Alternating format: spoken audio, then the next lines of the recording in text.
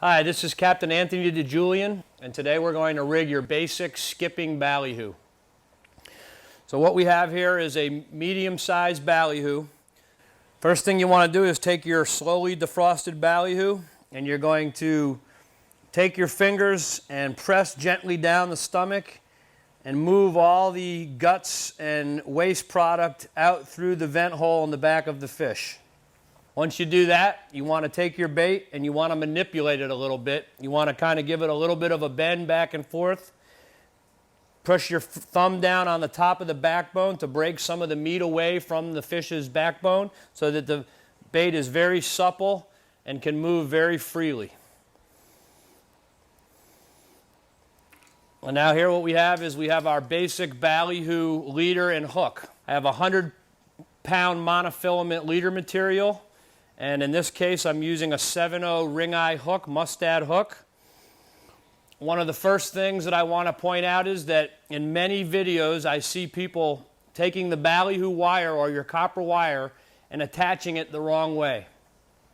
Under no circumstances do you ever want to attach the wire to the leader or the crimp. It always should be attached to the hook. In order to do that, we'll take our piece of copper wire and we'll go up from the bottom of the hook eye up through the top, bend it down along the upper shaft of the hook, and then wrap several times over the piece that you bent down that shaft. So now you have your copper wire attached to your hook itself.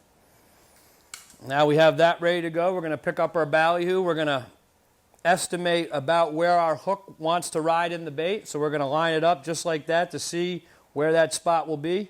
I'm going to put my thumb right there just to give me a reminder of where that is.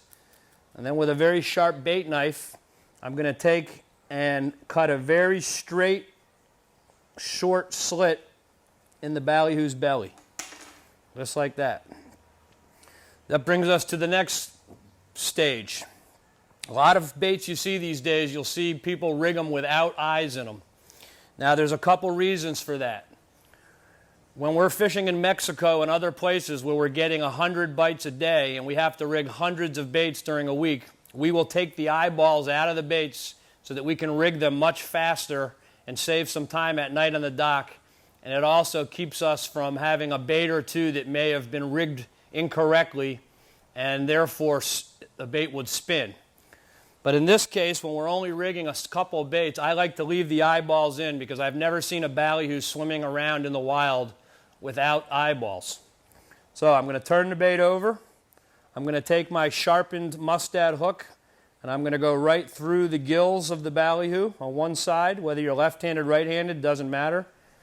And I'm going to bend the ballyhoo so that the hook goes right down the belly and the point of the hook comes out of the slit that we cut earlier.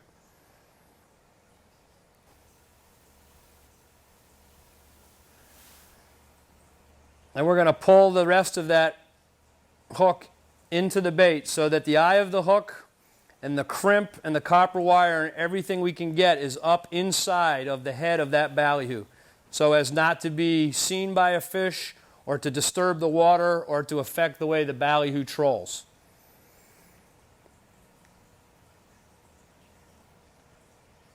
Then I'm going to take my copper wire, I'm going to go behind both gill latches of the ballyhoo. Once there, once there like that.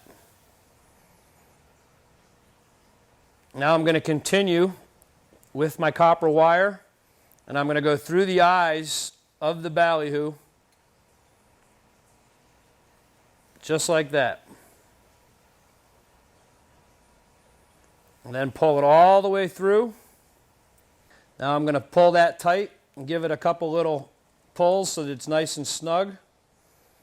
And then I'm going to continue on and I'm going to come up from the bottom of the ballyhoo up through the top lip of the ballyhoo. Every ballyhoo's upper lip has a separate jaw or jaw latch.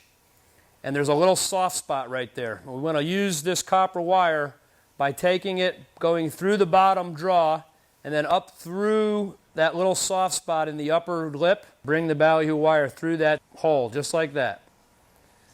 And we're going to continue by pulling it all the way through so that it's nice and snug and tight.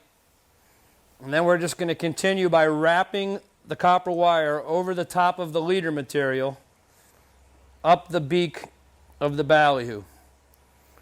Once we get several wraps on there, we can then take our fingers and we can break off the end of the ballyhoo bill. And then we continue wrapping with the copper wire all the way to the end, making sure that the leader stays as straight as possible on that beak. All right, when I get to the end and I still have some copper wire left over, we can simply reverse our track and bring it back down just like that. Okay, now we have a naked skipping ballyhoo, basic ballyhoo. Now if we want to give it a little bit more pop and add some color to it and keep it from being washed out as quickly, we can add whatever type of skirt or lure that we want in front of it. In this case, I have a little Moldcraft soft head, and I'm simply going to insert the other end of the leader through that lure and bring it all the way down the leader, and then make sure that the skirt cinches right down on the bill of the ballyhoo. And there we have a completed skipping ballyhoo with a Moldcraft soft head. And this bait is good for just about any big game fish, blue marlins, sailfish, wahoo, tuna, dolphin. You can catch about anything in the ocean.